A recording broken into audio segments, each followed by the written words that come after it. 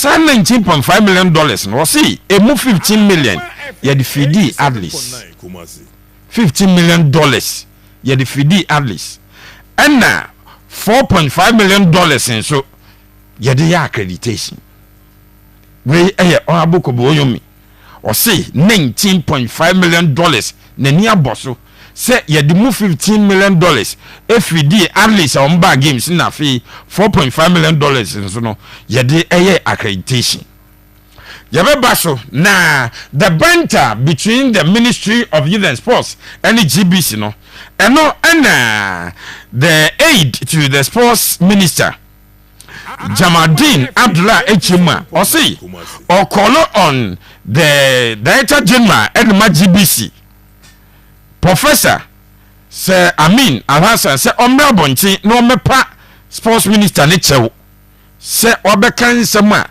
enim wobetwantro ede ato minister ne so efa ska almost spendi ye kwan omofa so cover games no or say wobetwantro ede ato minister ne so nti omra abonchi na omepa ho chew. We do not have issues with regards to GB. We have not seen any contrary facts that says that GBC claims we have not fulfilled our part of the bargain. And on this note, I believe that the Director General, in his interview, where he created the impression that the minister misinformed the public, would apologize, because the evidence that is out there, I've seen people have intercepted documents, letters that were written by the Ghana Broadcasting Corporation, signed by the professor himself to the Ministry of Youth and Sports, demanding for payments, which the ministry obliged. So, with the evidence available and the evidence in the public domain,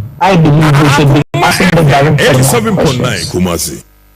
See, Orano Echema, say the Director General for GBC, Eba Bonchi, Professor Emra, na Omepacho, isan say, which ye ninsam na, Okanya na, ese, spread the force amount for can simbi edia fa papa no ho enye no kre eninti Omra Bonchi.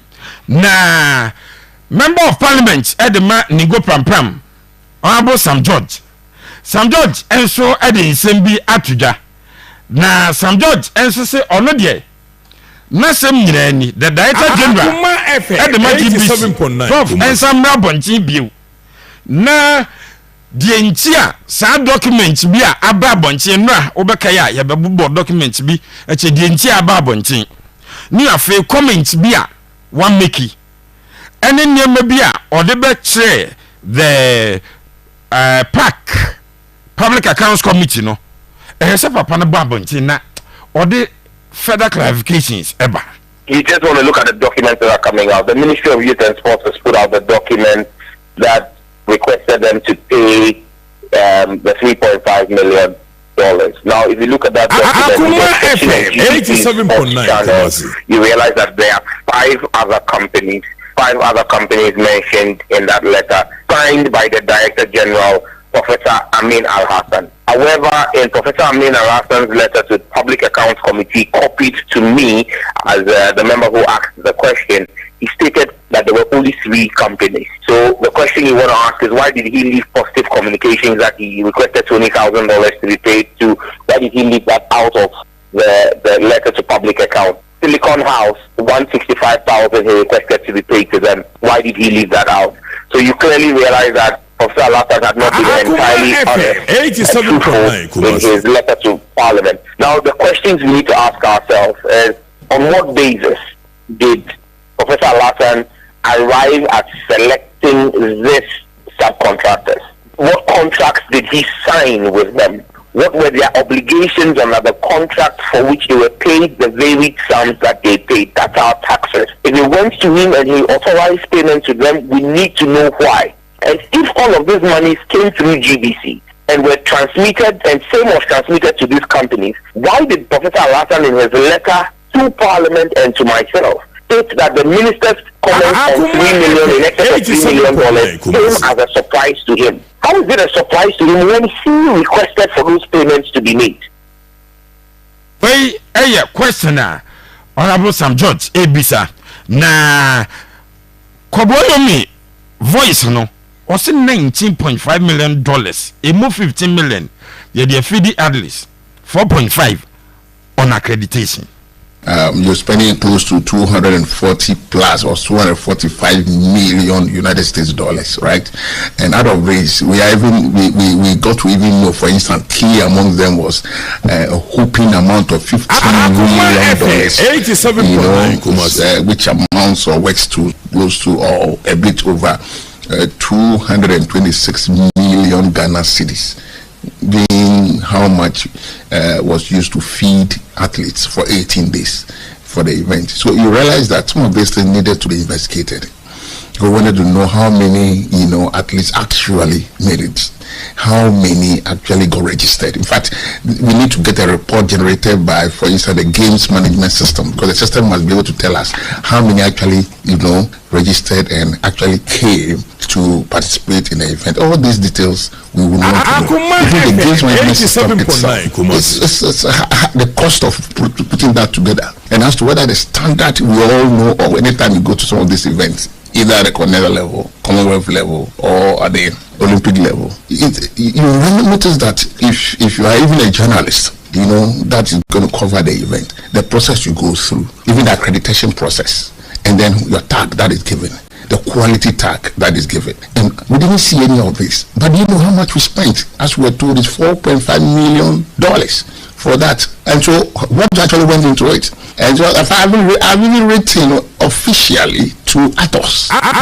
that I need an answer. 87.9. And she's and your bodies and yet Ghana higher this. But a bumping for more be a bonnie in dollars. And then my tonto now be some say what the best cities are win ya figure win to remember him just here the call that Pepe, yes, Casam scan your bodies ano. Say, 18 days. Crack games near year, 19.5 million, or a move $15 million on feeding, and a $4.5 million on accreditation. I don't know the details, or no one can say or details only. He's only thrown the 87.9 Kumasi. In these moments of political, I don't know, Kobiyomi obviously as an NDC person, because you pay details. What are the details? Other than that, we are unable to scrutinize this matter. We only say, but I didn't whom. What are the details? He should have given us details of Addo. On say GBC coverage, company wage say, which I've told you, say dear live games for some number of days, that amount normally production for TV na but it can never make sense. It will be so. 87.9. But Papa you say he has requested for details. Unless we get what actually say any man there now we can found. Okay. What represent the 4.5 because accreditation me A4 sheet. I was here cover the camera ni bi no mo ye. Me see me will be crying tie dey na. Me will be assignment come say here. A4 sheet. No mo ye no mo book no mo da share rubber na dey ade arbe tu kom dia account. No matter the number I printed, it cannot amount to that. But I don't know what that 4.5 component represents accreditation it means. Minimal creature. It will need the detail. And unfortunately, 87.9 LOC yes. But because we are in a political system, we should be thrown on the government. Say, this kind of and Ghana, the entire yes, I won't go baby. And so Dr. Goalkeeper so sorry. Every church him say LOC no most about the $4.5 million accreditation for the year. They will now explain to us what it means. Then we can sit down and say and analyze whether it makes sense or not. Me ko check $15 million. On say yeah games no ko a dino ko be Botima. Ni ade fe. And now opening ceremony of Akuma FM 87.9 Kumasi ceremony I think 500 Akuma FM 87.9 Steve Adam ya ne wedding ring na yire so mra no onyini de ntumo ho ana ze ring ni mienu enko shawa for Frozen enu nko ahoka no but kroma strange enti feeding no of course okay say 18 days wo de $15 million feeding ni pa we need to understand what goes into that. Politicians mpanyinfo ya no so mo ye conference kwabra no ye conference wa to omo so ye conference omo odam no free ba bia nsuo kura no bia 45 series nsuo ketoi na say mitu kwan kwa akra ko program bi say minim dan coming in mistake na China den shirt shirt ma kwa so mo nkoto mre ya de sie nim say ye koto shirt kwa because hotel yeah ele check it out omzo kabi ha there it's a kabel motor shirt 45 cities ale amuko to ayo frara to shirt no kura no to na akuma efe bia wode spray goods 45 no maji sai ko busa je na ko butata na room nya ni twa na ko butata room no omzo ba bia wo die no senior wo de no 3,500 a night and we no see 1,800 na we no see na mo nye na mo nko we aka buti skala na mo ni ta ba bi saadi se aduane ni free sa ba bi sa bi no mo de ma enkofo di for 18 days na ubo hu abekeka bom na kwa animu. So we need to understand all of this because minim say uni so Olympic games ne Commonwealth games and African games you know host country no engineers we see games village o video bi oba bi ha o etiam fa ne say South Africa for contingent on the buy omo basketball team buy yes omo guys omo no hockey team buy Zambia South Africa kwa de a contingent of ebia nipa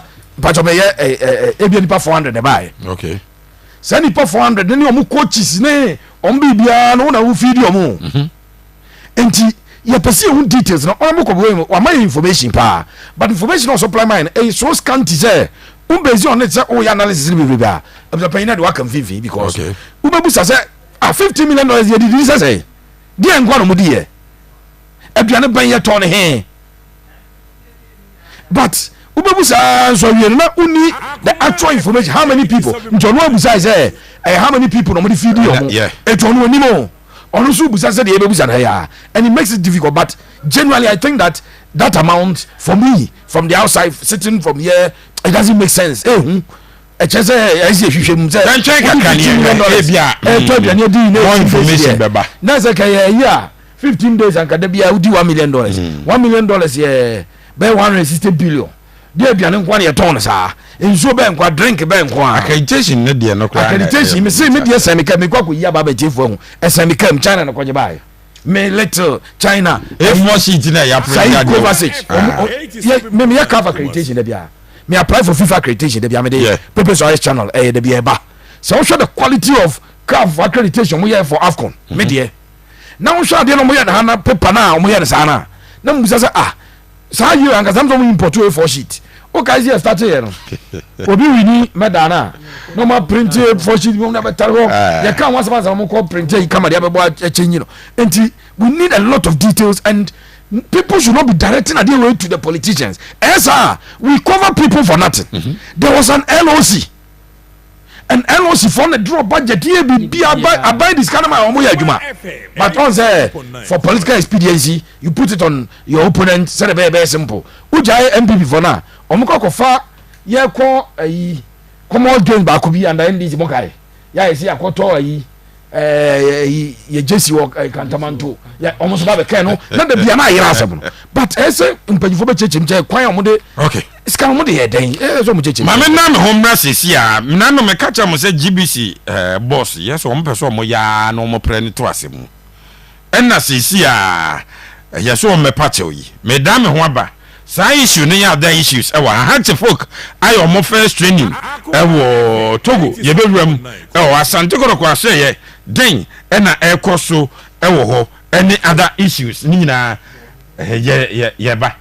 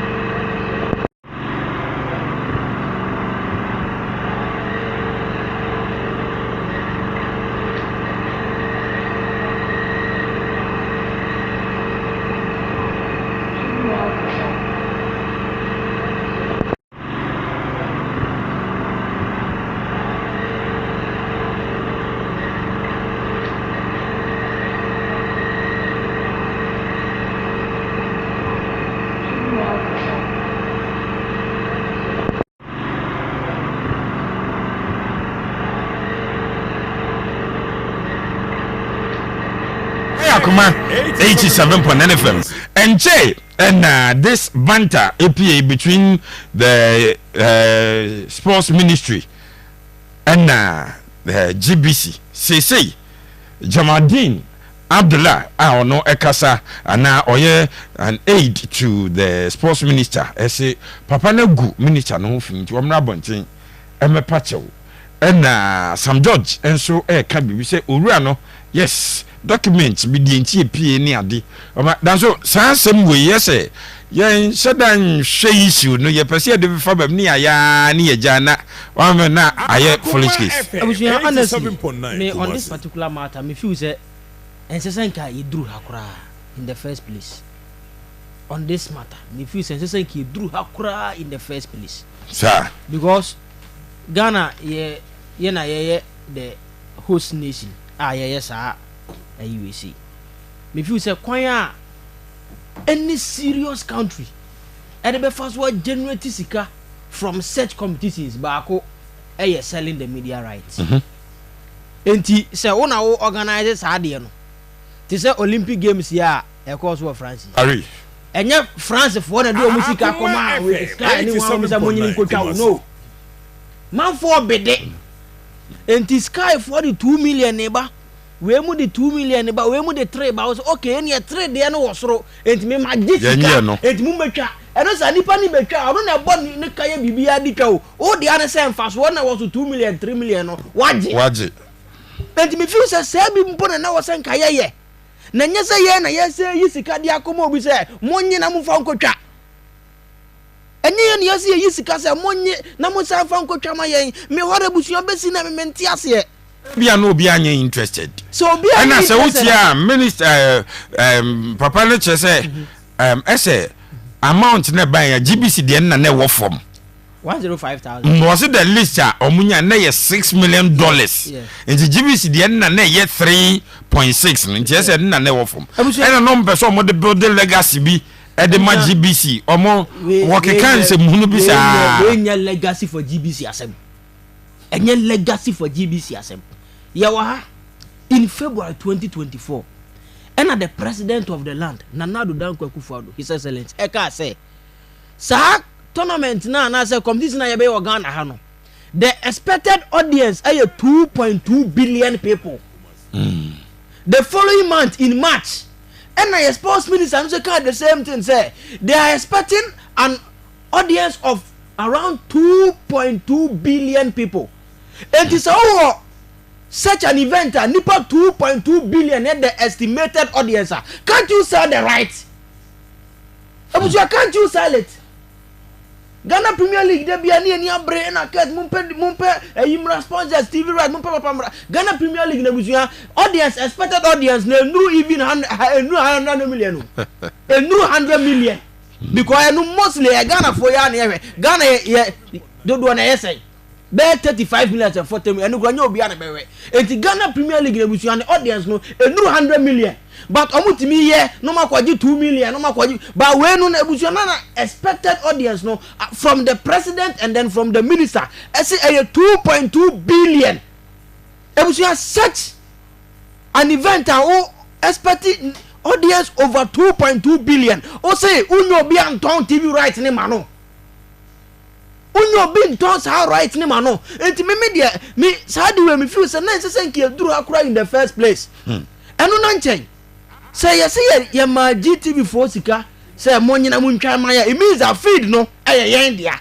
yeah enti feed no muntwa man na busu ye ton ya na say ye de mo yi ni say muntwa ni free the same question and na pepe bisa say they should come out yes said same so mom can say feed no from the mummy ni na mo kan say there was a payment other networks now mo pick ye no yes how did they arrive at that ye ton mo ana say di mo free e ho ni hia me pa ebia na ye pese the mummy ni na mo kan ebusu ya kire say there was a payment o ebia na ye pese ye 2.2 billion ye the mo so munyima ye e ho no bi a why serious bi a depend sika o Premier League no then man Premier League aya audience omo nim so omo estimated audience no was through say eno ne be ma Sky for times ka kase say ye de ba beto TV right eno ne be ma obi aka say okay TV right no mema La Liga de na performance ni Premier League mama Bundesliga dey na performance in the Premier League dey ntia because Bundesliga ni parudu abehwe no enu suro te se omo Premier League no enti Premier League benye ska kese o TV right mu ache Bundesliga. In the same way, say ye be an event, ye expected 2.2 billion people so more and the expected audience. Can't we sell the TV rights? We should have sold it. Etiquette and anyway and a GBC for you say no man and can ma because Kia just carry Kia just carry. Ba ye kromo ana busuya de bia ya kan ye kromo ano akoye krobi a okan ka asem ne bebra obi fi se bia wa de bia okan asem kra umpo na onye obi fi se umpo na de be ye bia nso wani pasadi we se busuya we should have sold it. In any case ye say yanton ye tuya ho ka se monyana muntwama ye means that feed ne de yan ka se ye de ya enti feed na GT fo twa ne to mo ana minimum some multi choice DSV for so yibi and enyo mo nko a most ayifo na yibi ebusuya no ye ton de ma o mo san me ohon na hia me ohon ni hia me kase because sorry asem na GBC DJ na kan ni asem na minister na kan na to me there are two different things enti me hunu ba bia amu mienu no asem na omo kan so question ye ba me be feed no feed networks no mo peki ye no adan na ya anton dia to so mienu ye tuya ho kanti ye dia networks na peki en sika sen ya gifi omo correct so question and no Sharaf a very good afternoon to you. Yes, I'm expecting you. Yes, baby I will be riding car. You're on your way. Mommy expect you. Rich, yeah, sense we and no be some questions we are say aden enna you decide say GBC na aden omo peki feed no after say I agree say GBC for and then broadcast ade no omo peki feed no how did they arrive I want to say but na dey say obia obia nya ready so baby sa question wo ana me interested in omo nsem no mo keka nyina na obi so obi nko apologize am fam men discuss it mo se papa no pacho no I'm not interested in that uncle pacho me say ask important questions here the 3.6 a produce what in production fee ye nya say see you need $40 million uma are we interested in finding maybe at $3.6 million no you nya 40 ni enya no here forget them abuja panyi maybe do political season obia pesa de bia ode politics na dabi yan koye ni momo we will not sit down for them to create absurdity and then they expect all of us to fall into that absurdity ni nyina no yeah to us no discuss we will not do that me ko NSC na NSC na earlier many people apreso kakra doji numekevo ono ye director general edema NSC we see sa pictures no ne videos ne number we see no kra nye current na omo ye picture ne nye na baba ya kra ye oman no na mugu oman ani ase e dia che others nye ono na omo NSC for but na sem nyina so wa she obi said the pitch will be ready for Ghana Angola game. Well, that's not the current stage. You see, when an event is held at the stadium on the grass, it takes a while for fast people. And we're taking steps to reclaim the pitch and to cover it back to the normal state. So I don't think the picture that people are trying to paint is a true picture of what the situation is at the moment. That's what I'm saying, that look, even when a pitch is ready for a match, when the teams go for halftime, when they are on break, you still have to water. Sometimes you still have to mow the grass. Okay, so as for pitch preparation, it's not an event, it is a process. And that process is ongoing and we'll be ready for Angola come the 5th of September 2024. I mean, look, you see, we live in a country where we all know there are hirelings, there are mercenaries out there who jump onto Facebook to do anything to cause mischief. So we are aware of these things. It's normal, you know. When you take these pictures and you start putting them on social media, you think that you are coming to embarrass the NSA? What about if the CAF and the FIFA people in Switzerland also see? Who are you helping? You know where I'm coming from. Let's be patriotic. Come on. What prevents that person who took to Facebook and social media to also come and let's have a conversation? Or you want to show it to FIFA first? Go ahead. Yes, NSA boss. Doji ena do ba na honorable Sampain mayor edema kumase na owura no enso echimu a ose oka ede ache NSC fo no oka ede ache obia se omo be teki ana ye nyina ye nka mum na ye take action and fan get Baba Yara ready for the qualifier yene Angola ebo stadium no said the I am me national sports authority me no ha no akasa amaka jani say pictures and who me follow sports but dia and say on be inspection bi and am say teams na ebo Africa no e bi so be use hantie so be inspecting you say after about 2 months or so no we want to improve pitch no apart from that you know so the 2 days Ali Mama Stadium Tamala eni se ma biba kumase ehano ntina wo kase wo ni NSC boss akasa se besire no na mo eso mutu no mbeboa na pitch no especially no mo ahwe ni tama no wa mo hwe emaye me pese ko ba gban ka me ni bottom ka beto tickets ama se mo chairman Crawford se mo kon support akuma FA 87.9 we nti se wo mo Blackstars bo match na mo support different country no we didn't say bro need na nso me moja ni bibia ya Ghana champagne kumasi mayor na nisem enie danso prechi hu asemi NSC boss no wose pictures ni nya current enti enye baba Yara na no wan kasa wose enye current when deny say baba wose enye current o chire bebrebe ni nsam no ya tin too much ade na mode kogu na ya Ghana na mugu na nuase nye NSC bebi e kogu na FIFA fo be hu na ka fo mo fa is president mu ma ebusu ka fo mo fa is president mu fa ma wose mo ka say NSC fo na mo yo ebusu papa ni chire bebrebe yan kan chire daddy se ka adwuma we nko ade yanke ma prof tumasi to aso because they all the same thing say yemfa mo obi no mo na grass ni tutu na beka tourista yempre ye ho ne yemfa nsuo ne yemfa fertilizer nguso ne yemfa mo enye no ana na so ba bi o hwa ye bo pressure bi kwa it in me say e ka no ye nko ade a na prof tumasi the same thing so the fact that ni enye happy with the na prof tumasi ye ne kire say na ye enye happy with the current ongoing na ekoso no and this what we expect you to improve on the oye.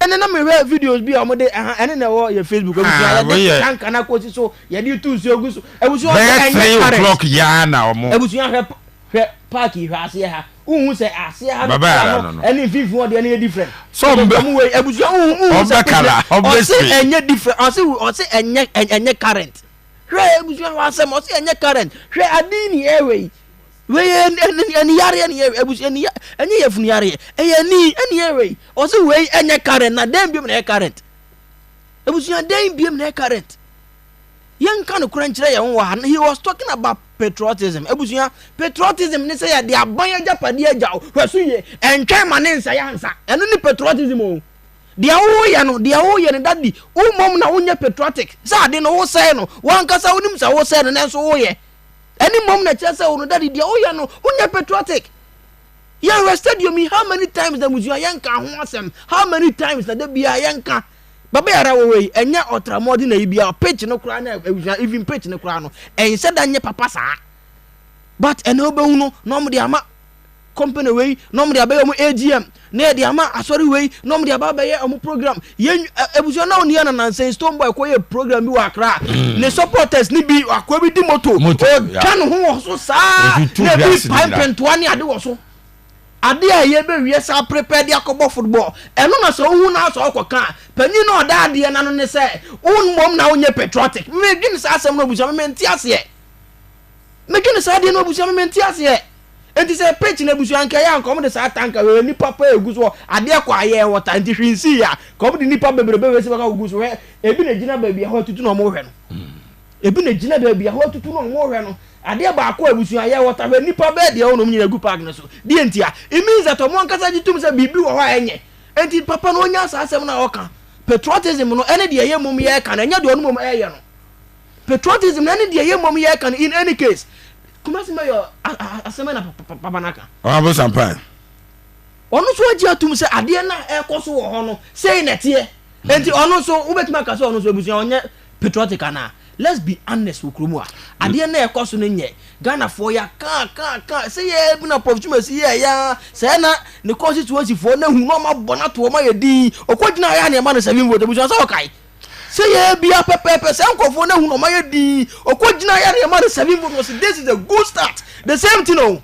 So abusuya yen kan okromu a ade na e koso no nye stadium in be 13-12 days e di be host a major game to say Ghana ni Angola hwe afa ne de eya besuo na yetu nsu ogusu na park ne nye enti wei ebe ba bo se kudus benya ball aso wa de ball ne ko na na ko si bibim na ball ne sa afuye na e na kudus ba ha no nyere ne ho e na West Ham no de ball ne ba West Ham ho no onim se de ball ne betimi akomrika de ball na joge bibia no problem ba ha no o kono wa hwe foma na besia menam. Yes, enti baba yara pitch no ene da amanfo guso a omo ye ho adwuma dindindin na emum the NS boss Doji echemu a o se sa pictures na elie ba ye de enye current na eno kra no enye NS no na mu ton mo na Ghana ena mu gu omo nim ase ready atre na transfer world ye be ho. Yes, head to folk akopiem e wo Togo na ne has the first training and the playing Nyasem Kitwa. Hatchfok Chimo Mbebo 3 friendly games and Sana or more asa are returning to Ghana. Now the latest player or more adding to the squad 7 Asari appear. Yes, a branch no and or more adding aka a club no na 7 Asari appear. Ekasa kakra ebra Hatchfok Edina Aka team no yenche de Sonapia we enyo tornado we Steven Asari apia Hatchfok Edina Aka omo team no say ena abranche no edituja we are coach ni kasa no kasema like because a banner bapeshia the way do komo searching in the coach any time eba private life no the kasa say as papa me eba nti if you go back Kumasi maybe Kumasi na be 2 or 3 days na ko bia nye de emba biem nti Saturday we around be Saturday no pa be 10 to 11 mo na be am tia no man na ni light na me se me baso am de me phone be si so ti me de me phone be si charge wo no na me pie me ba na me nya 2 miss call na me number we de me de na me frɛ ya na me se mba cho na wani o de Steven apia na me yes boss coach na ka say na me coach we nti wana me kai voice na me no ko bon komo na me say coach ana say o wai na me coach mba cho me fi ana say me see before the police wa cho na me coach mba cho my dey out see before the police wa cho me na baba coach wa tara no coach mba cho o ba mpanyi voice best on tibu na so a ye be pala in twancho na o be chi ni ade na mayo mba cho a to na me ka say no ka cho me ona ko ba Kumasi to ba Kumasi a o say ona me manager nya dey enhia na ye finalize bibia na onfa okwa na onfa nkoma MD na enhu ha medicals na be de ebe koso we NS Vinapia ni nsema ode atudwa omo edna ka Hatchfok team no ye hwe se de ebesi akọ na we odo ni team e won Nsoatreman maka so mo di statement tintintin ababonti so omo general manager Eric allegedly ni nsema ode ebetudwa no omo distance omo efrisa asem no na ensem no tintintin na owura no edi etudwa woka say nyadie hiani say vice president double as the candidate edema MPP ni nsem a ode yentie nsem ne kakra ansana yewrem edi discussions naba. It's more of a one-man show. You see all this at the face over here, see every other thing here. It's being controlled by one man. So sometimes you feel that corporate Ghana really needs to step in, because if one man is running all the show over here, one day what happens? I have that experience. You saw it at Karela. As soon as Senator passed in 2018, it was a massive struggle. The whole 2019-2020, it was so difficult to work, because then budget is no longer coming, because where the funding is coming from has been cut short. So for me, I think alternatively, we need to probably look at other ways of trying to fund our football. Maybe I think governmental intervention wouldn't be a bad thing. And I have a suggestion. If, for instance, the 10% that we pay to the Ghana Football Association, who in turn give GALCA 5%, my suggestion has always been that why not pay that money into the consolidated fund? Let government generate some 5 million, put some in the Ghana Premier League, put some in the Division 1 league, and put some in the Women Premier League. Any club that sells a player, instead of paying the 10% to the Ghana Football Association, we pay the 10% into government coffers. And I think this is laudable. People need to really let's begin to think outside the box and look at ways that we can actually generate a lot of money into our game to make it much more competitive. That's some way and way or no any gym as the general manager at the Nsoatreman Eric Alajide Ekokaye na no na club ne this statement about bontin almost one papa na sem no okaye no oka as onwa Eric Alajide no ankoka as the general manager of Nsoatreman. 2 almost omoankasa as a club asem na papa na kaye no apart from say nyo omudin no de ko monsa ne nya adwen. And 3 almost say Nsoatreman ya club omudi mra so pa nti bibia say omo egitum bibia so omo ye e de kire so omudi mra so no mbeye omo san che mo omo say government mo a wo ye ready so de beboa ye football de beboa clubs omo gitum including Dr. Baumia promise o make say oba omo to abama na obeba beboa clubs no Nsoatreman omo gitum. Lastly omo say club no board of directors ebefre the general manager na omo na kasa ebisa ne dientia okoka asasem na afedi obia no omo ediaba asante koroko enra omo so echi Ghosters ehye omo by a go to know ewo Cape Coast transfer board no say eneche hanche folk ewo Togo said me dey etu dwano pepe that's what I was say message wa Nsoatreman for no busi omo nya asasem ne ka omo nya masem are omo nya masem say or say wankasa as the GM of Nsoatreman or kasa as onu wankasa Eric Alajide. Now if not for the fact that oye Nsoatreman for the general manager to move you say media house be friends on in inside interview no say media house no ko pay ka bi obi a otika no hu twi ni say interview no and omo ko site ko po obi odo mo tabi ni yes say media house ni yes o ma nye because they are not in a position to discuss that omo be pay obi oye general manager of a Premier League club. That is why omo buy Eric Alajide the whole be say interview no omunya sa asem ne ka omo timi ka so monka ho.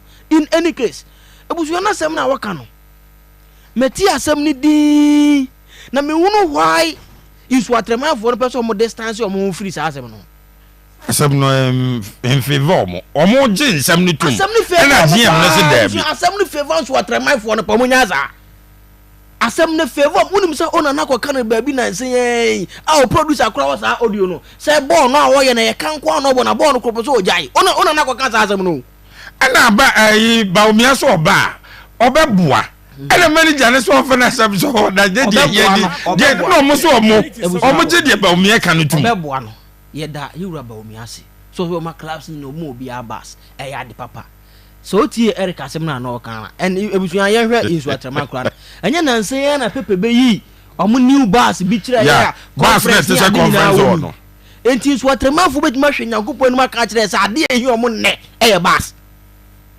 Nsoatreman football club omo betima hwe Nyankopon no maka kire no kurom se ade omo ehi omo ne e bus.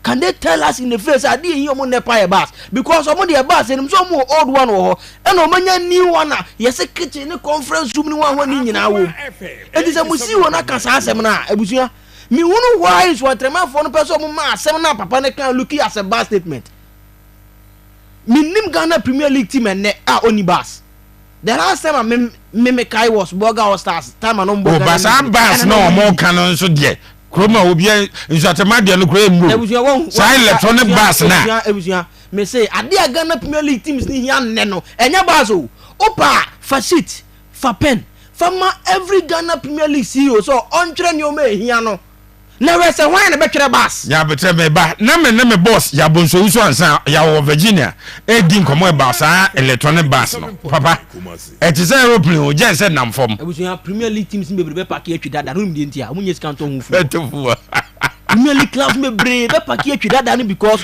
omunye scanto hu fu e hu absorber say ya omunye scan kwaye. Kudos to you all for giving us the needed updates. Can Pepe update us on the Kings project? Pepe, yeah. Transfer world no had to focus issues and Nsoatreman for me.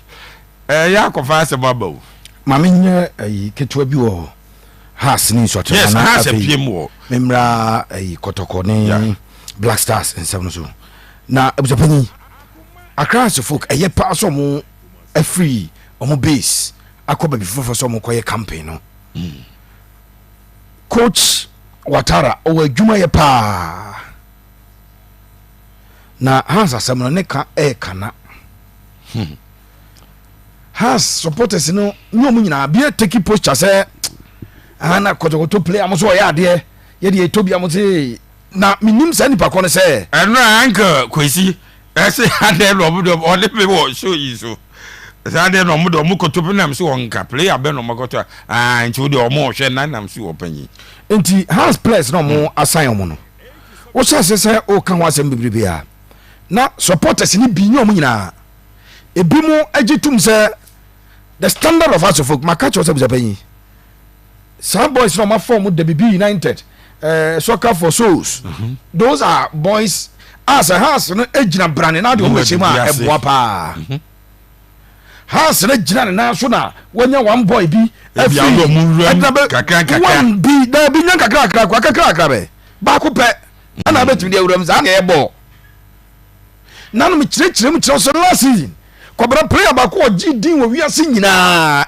Lami Yama ni team controversies die ndia Lami Yama Paul Kubasi unsa bobo di pa se Paul Kubasi and was stop player bi Femi Lopez say omo de Mark Casado abeka omo nyina aka bo mo be yemfa nye Champions League no yemfa nye league no ube compete onyi because enkofo na aka no quality ne chen o enti nkran ndi omo ya de but so nya akura ba kunta ze kwanka mo bana na Barcelona attack no no Messi David Villa na Pedro na o ma ye obi ana ze kwanka bebo kakra na Christian Tayo bebo nyan Christian Tayo mo ana de Barcelona eji nkuruwa no no Messi mo no Messi na nkasa oba no obeto a generation of great Barcelona team na Samuel Otto elidi attack na Ronaldinho Gaucho sa team no beto mu na afa efa no be ya campaign o lead team sa na ye no so de Lionel Messi ekoto Las Palmas team say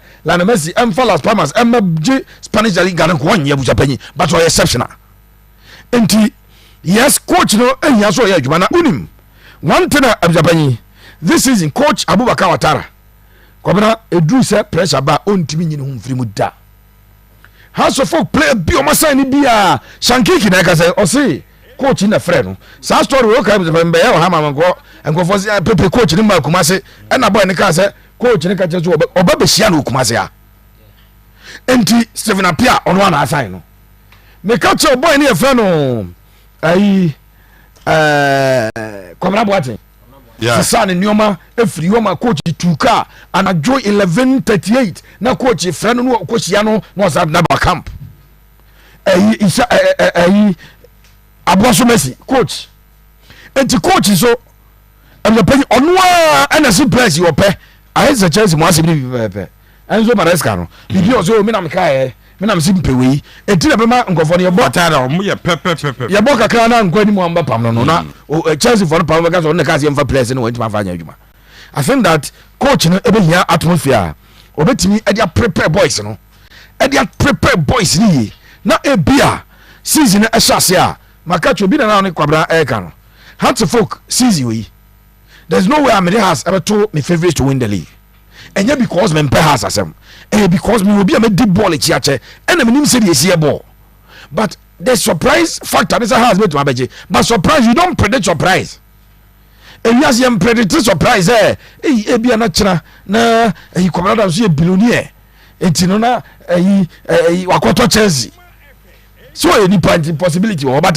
how do you see a surprise by him predicting analysis and fan predict surprise so we are hoping that that's a folk benya good training there no more but makacho say Eric Alagide na asem no kai no say oyo bifufuro bia na oka asem na me makabi say Dr. Bamu ya person obo Ghana Premier League teams a enye bas and makasa bu panyi so kwabra so untimi ntobaza and say my license to be a Premier League team o untimi ntobas but what team no I don't know unti eno na a basic idea say person boa anya na eseba but problem ne say Eric team now down as general manager no papa team ne dia no campaign platform na Dr. Bawumia gina so no gina so bi oye minister and the labor issues labor and employment ne ade oye minister ye kwa cabinet meeting bi otim bi bi kro mo ko say o mo twa manifesto no dadwo nkyere bai and omo nyina agya tum so ye beto premier na abaka che da bi mpe na o pa dia be boy papa no me say samre course akọ free ne party for akọ no say na unso because stories no mo twa no Nsoatreman general manager GM slams Dr. Bawumia for Bas promise no obi abacho Dr. Mahmoud Bawumia MPP presidential candidate taken to the cleaners by Nsoatreman general manager. Eti stories in the headlines na we dey na hu na ye panyina we be issues as baby adanso kai me de pa ne se senko onye Nsoatreman general manager enko obi engage no obi bisa na sa asem. Eti the only thing and outcome we need o me pa no de oba and unimum board members as on board chairman was HM Sabos. Board members no almost every top politician in Ghana eka Nsoatreman ebe na nti no mo say board no invite him so me cheche ni nsemu o cheche say ya nkosi ba bia o de opa in the coming days Eric Alagide be lusu na juma as the general manager Edmond Nsoatreman football club because omo no esa ko hwe ba bi o gina no asem de bebanyi asem bu no kora ba te nka na asem no kan no you come for him but the fact of the matter is enya asem bu bebanyi na eso ka yamra transfers na so na yenya kakra emfa free o ti kabiru then na eko ye to so asante kotko goalkeeper Frederick Asare Blackstars no penifo ya tene drop. Wow. Yeah. Nano game ninja na. Debi. It has nothing to do with friendly game. Debi. Na say you say Jojo Walcott friendly game you say 6 before season you be chance. Oh no ya Walcott. Promo Crawley Town for promo name the Premier League team back boy. I mean man 6 cool no say about the buy. Ya ubi anya na he. Tell the enye friendly game ninja. The general enkomo meeting no dia meeting ye ni na me ma we exclusive yanko enkomo dia ba bi agane say Ghana Premier League ni break ye no ko busu mi mienu ni ye mobo ti goalkeeper ni inactive serve can say mu enura so be kaya and the inactiveness of the goalkeeper no may affect him. Okay, and the general consensus ne say ene yen drop ye players na local players kwa de yen drop ye nyina because they are inactive. Because we are inactive, not because of uniform. A case was made. Makacho se born. You be born kumasi. Factors na kwa me free kotoko players ni ane dozo. And yet just because of form, you need the soul and spirit of Asante Kotoko to be represented in the Blackstars na o freno. Yeah. And normally they will, now kasi contribute to attendance. Of course, Afcon no mufa Richmond Lamte na Ghana. Ye players of Bobo Abruche nya na Lamte. Aya de cha obi aze okokoburu embi. But your factors me the fa players no. Enti empanifo bi insist say omo de omadwiri mu de. Ebeya and still Frederick Asare. Ebeya an important player in that equation in the sense that ye ko Kumasi the game will be played in Kumasi and all of that. Yemfa Frederick Asare emfa enwe team nimbi, and that was a conversation. But then Makacho say Joseph Anan Tete Joseph Anan, former goalkeeper at the West Ham, were free West Ham echo St. Patrick's. And I want branch did Jordan Amisa. And also a German born. Germany for decided say on my down U23 was the Ghana who knows why Germany. Yadene call U23 Afcon young qualifier and Olympic games, you know. Okobi. Eti Jordan Amisa so Amisa. Anna yen two goalkeepers Lawrence Atesiki and a branch at the Joseph Lukwalo Kota or Zabani. The Eke Camp Corner Baby Air Corner. Frederick Asare may lose in the sports. Not because evaluation be a cause but because your league nations here no. India. And you listen to your escort your GF we should be starting our league when all other leagues are starting. We should also start our league. Because me dey have me crying. You best start Africa club competition. Competition. Premier League match. Almost started last week.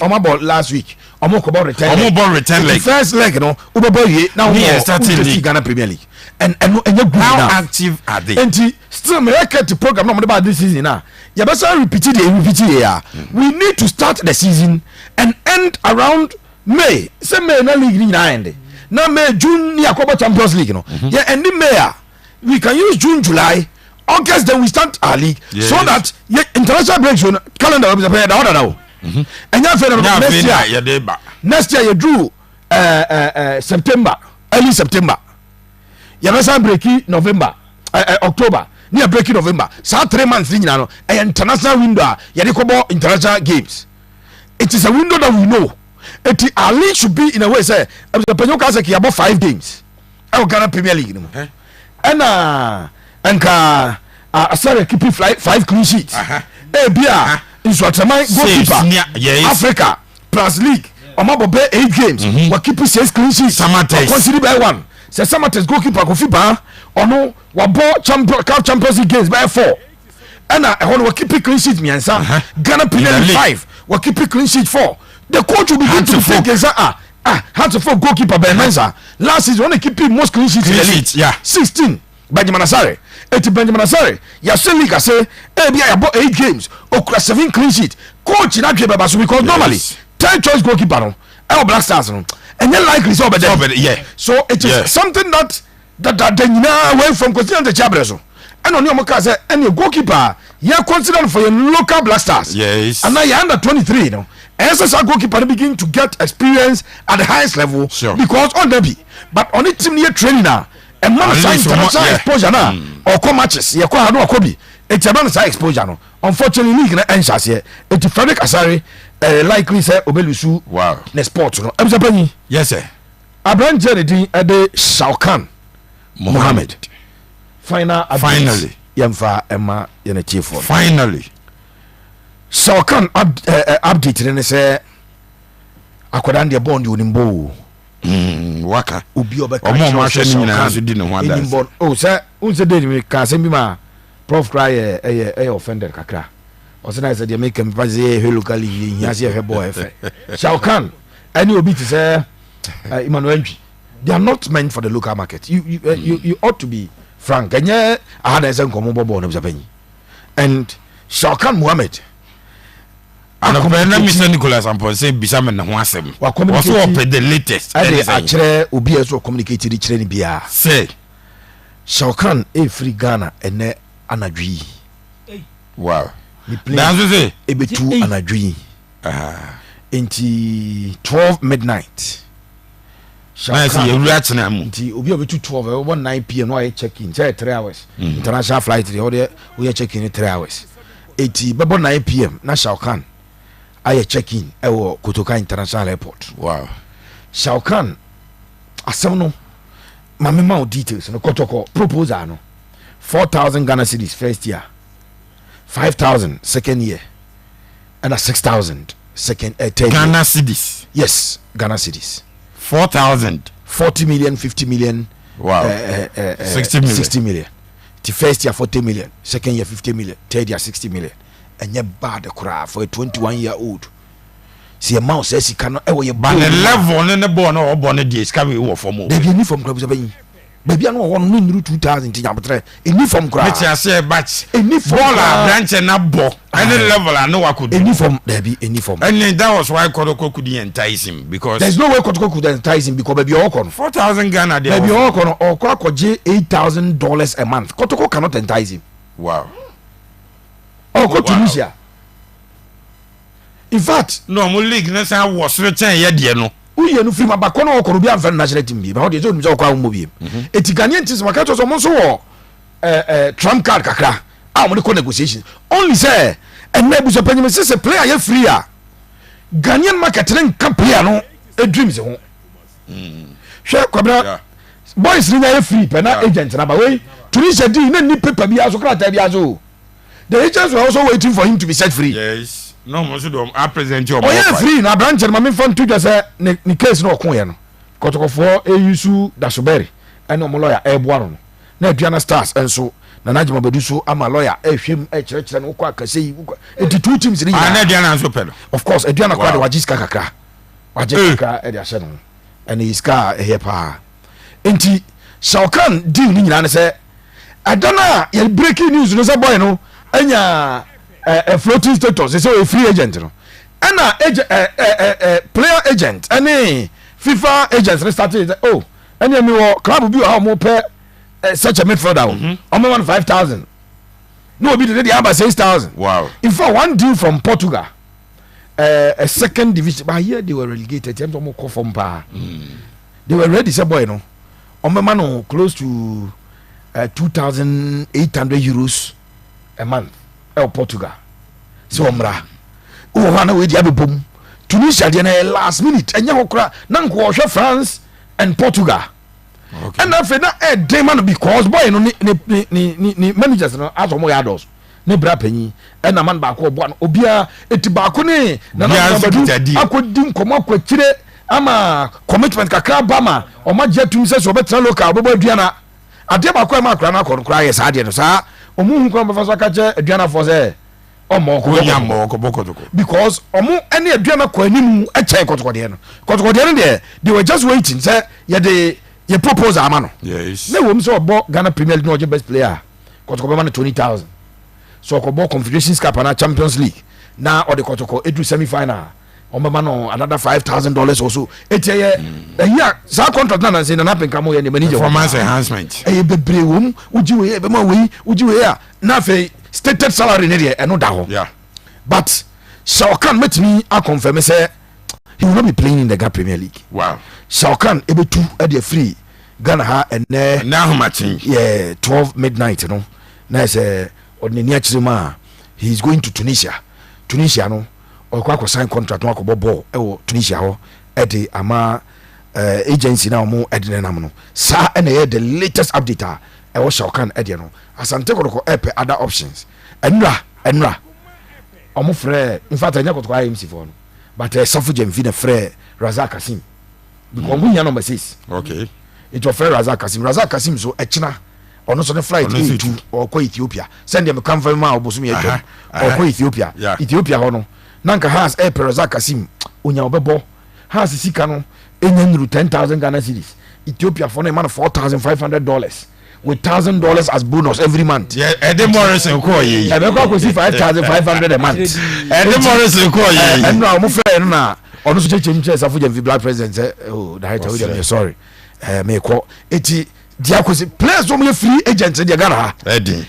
And they show about her because say me see agents are lurking around. And no nti na matu na penkra for say Peter Amidu akwa obo year we aka one e say kotokoma 4 years eka ho but na somwa assign 3 years obo one the second year ni e say kotokode 3 4 eka no kotoko goalkeeper Frederick Asare the last season we remi o sign 3 years obo 2 man 3 4 wanya sa de na bi japan eka 1 year na anaso obo year player ni anya free dia and go fund the $5,000 which no Ghanaian club never do.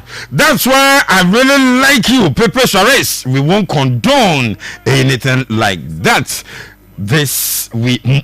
Anything like this. We move on. Fire. Sana Ibrahim Ismail Eddie Abba. I say good evening. Watching you inside Pre-Farm in Accra. Kofi Bokode, Akuma FM. I blame you for this stadium issue. When the man came to your studio, you failed to ask critical questions, but allowed him to attack Kotoko. Apia, we are sure which year interview no. Call back. Nasa Kotie. Say issue nibio. Why? Okay.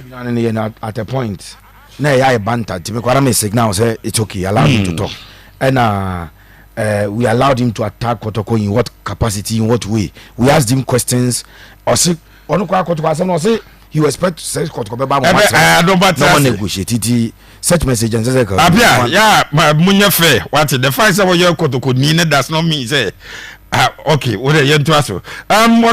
Please let's note that the vice president did not only talk about the bus, but rather taxes too. So or say that's why or say but why did Hansi folk use one of their training jerseys for traveling? I don't understand. me who had to folk issue no mate meba ho Saraf abani wa yele jare ai doctor no so nyame o wow se bi bia boko de nyame behwe nyame behwe ani follow bibia anti it's fine Mate, you be komo. Why? Was I really love your sports presentation where every Cyril McLean Jr. and I do by Japan you and Richardo Suarez Pepe dear when it comes to sports presentation money size Cyril no asa adi Abba Pepe powerful analysis okay, sir, and I do Joseph. So the boss, but Pepe, how will Hatfield look like in the next season? Young Ko say every footballer is good except the ones, okay, or hine. Who's what? I don't know. Pepe, yeah, sorry, nemum ma never way empty just and I'm a child.